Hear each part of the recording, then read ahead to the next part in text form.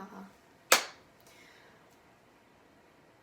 LD debate stands for Lincoln-Douglas.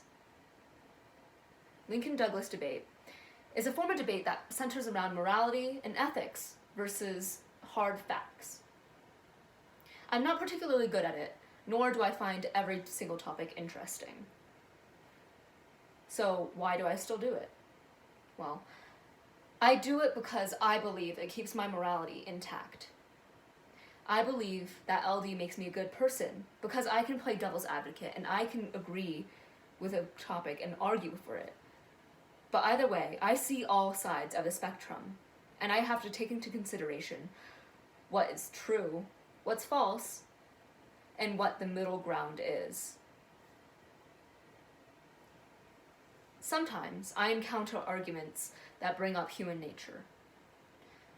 Questions like, are people innately able to feel guilt, or is guilt a learned behavior, pop up in the middle of my rounds, and right then and there, I'm forced to make a decision.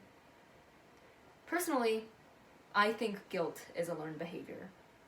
Had we not learned empathy as a child, I doubt we'd have any compassion for those suffering today.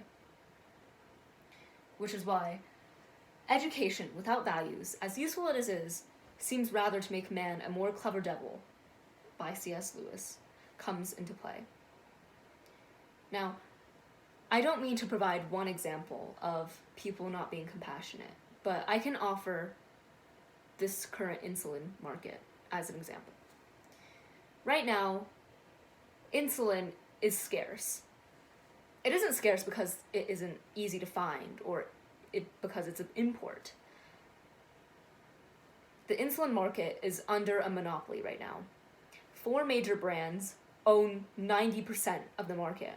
And as a result, those 4 brands can inflate their prices to exorbitant amounts. It's to the point where average citizens can't afford their insulin anymore, which is a basic human right to accommodate their disabilities. Obviously, this is immoral. We shouldn't be condoning this, but there isn't a way to stop it. Sure, antitrust laws exist, which are supposed to prevent monopolies, but they're easy to bypass. And under law, we're not allowed to stop them. But right now, those 4 CEOs and of those 4 companies are intelligent. They've had an education, and they've been able to create a monopoly from an insulin market by profiting off of people who are weak or people who have disadvantages that they can exploit. It's immoral and frankly disgusting. But at this point in time, they're an example of why education needs to be taught with values. Education needs to be interlaced with some kind of morality or some kind of instruction as to how to be a good person or what's conventionally accepted. Well, why should we care about other people, right? Why should we care about people who don't have any relevance to us? Well, there isn't a law forcing you to be a good person. There isn't a law forcing you to offer your tax money or to vote for a certain person because they allow for disability accommodation. But at the same time, we have to follow a golden rule. This sounds kind of childish, but back in kindergarten, how we learned to be accepting and how we learned to be compassionate was that you didn't want this to happen to you, so why should it happen to other people? Following that same train of logic, we shouldn't be able to enforce our own rules for our own benefit onto other people, with there being no disadvantages.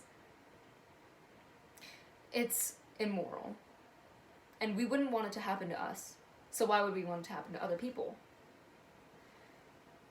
Again, we're all in different circumstances.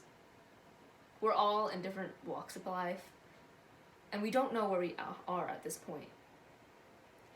But education with no values seems to make man a more clever devil, by C.S. Lewis, does accurately represent how someone could turn out to be as cruel as those four CEOs of the insulin companies. Medicare, in general, is profitable. And personally, I don't think it should be. Again, it's immoral, but at the same time, we have to take into account that this is what's happening. And in the future, to prevent anything like this from happening, we have to implement kindness, or values that are traditionally accepted in society, into the school education system. Children nowadays should be able to learn that they have a choice to be kind or to be mean. This sounds rudimentary, and it is, at a fundamental viewpoint. But it's so easily overlooked or so easily contradicted that we just have to keep pressuring the same thing over and over again until the future generations understand. Compassion is a choice, but it's a choice that should be available to everybody and should be the first choice. Because, as C.S. Lewis says, education with no values, as useful as it is, seems to make man a more clever devil.